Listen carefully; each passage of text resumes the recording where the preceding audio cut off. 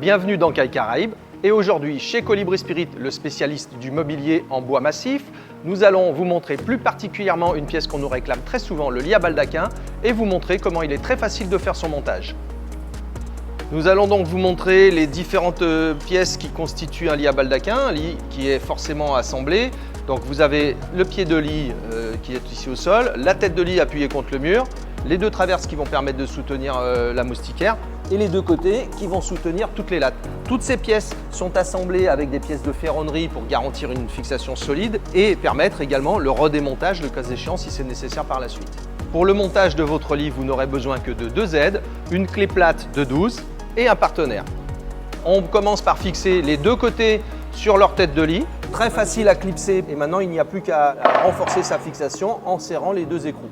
Bon, maintenant on va voir un peu plus à quoi ressemble notre lit à baldaquin en lui installant son pied. Et on va trouver son volume complet.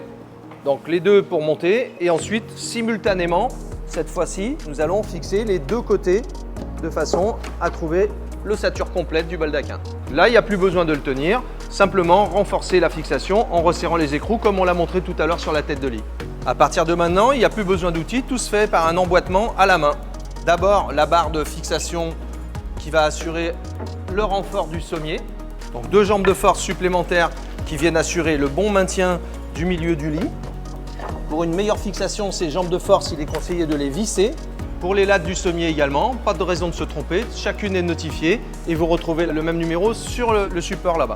La latte centrale est un peu particulière, à l'image de la barre de renfort, elle est fabriquée de telle sorte qu'elle va maintenir les deux côtés du lit pour qu'il ne puisse pas s'écarter. Voilà, le sommier est en place, plus qu'à installer le matelas, il ne nous reste plus qu'à mettre les dernières traverses qui vont servir à soutenir la moustiquaire. Pour les traverses, il y a un petit emboîtement qu'on n'a plus qu'à emboîter dans la partie supérieure et ensuite à laisser glisser dans son emplacement. Et voilà, notre lit est monté, plus qu'à installer le matelas. Tout l'intérêt du baldaquin, en plus de son côté esthétique, c'est évidemment de se protéger des moustiques, donc ça ne rimerait à rien de ne pas l'avoir avec sa moustiquaire.